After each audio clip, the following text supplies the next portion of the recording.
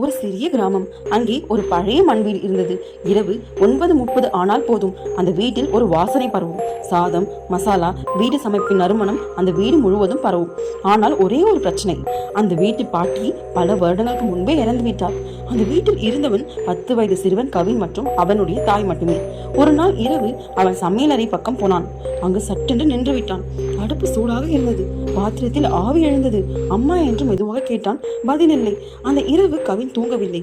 மறுநாள் இரவு அதே 9:30 மணி அளவில் கரண்டி பாத்திரத்துக்குள் அசைந்தது. அடுப்பில் நெருப்பு எரிந்தது.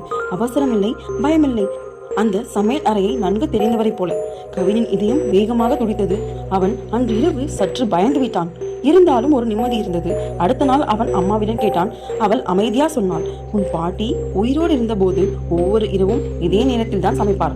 அவள் இறந்த நாளில் கூட அடுப்பில் அவள் செய்த உணவு இருந்தது. அந்த இரவு கவின் தன் தைரியத்தை வரவழைத்துக் கொண்டு அடுப்பின் முன்னால் ஒரு சிறிய தட்டை வைத்தான். மெதுவாக சொன்னான், பாட்டி, நாங்கள் இப்ப நலமாக இருக்கிறோம், நீங்க ரொம்ப கவலைப்படாதீங்க என்று. அந்த நிமிஷம் கரண்டி நின்றது. நெருப்பு அணைந்தது. அப்போ கவின் அவளை பார்த்தாள். அவளுடைய பாட்டி. அதே சிரிப்பு, அதே அமைதி. அவனை பார்த்து மெதுவாக தலையசைத்தாள். அதுக்கு பிறகு மங்கலான ஒளியாய் அவள் மறைந்து விட்டாள். முதல் முறையும் கடைசி முறையும். அந்த நாளுக்கு பிறகு அடுப்பு எரியவே இல்லை. ஆனால் ஒவ்வொரு இரவும் 9:30 மணி அளவில் அந்த மண் வீட்டில் ஒரு நறுமணம் மட்டும் இருக்கும். பயமில்லாத வாசனை, பாசத்தின் வாசனை. இதுவே கவின் ஸ்டோரி. இந்த வீடியோ பிடிச்சிருந்தா மறக்காம லைக் பண்ணுங்க, கமெண்ட் பண்ணுங்க, ஷேர் பண்ணுங்க. இது போன்ற மேலும் வீடியோக்கள் பார்க்கணும்னா சப்ஸ்கிரைப் பண்ணிக்கோங்க. இந்த வீடியோ பார்த்ததுக்கு நன்றி.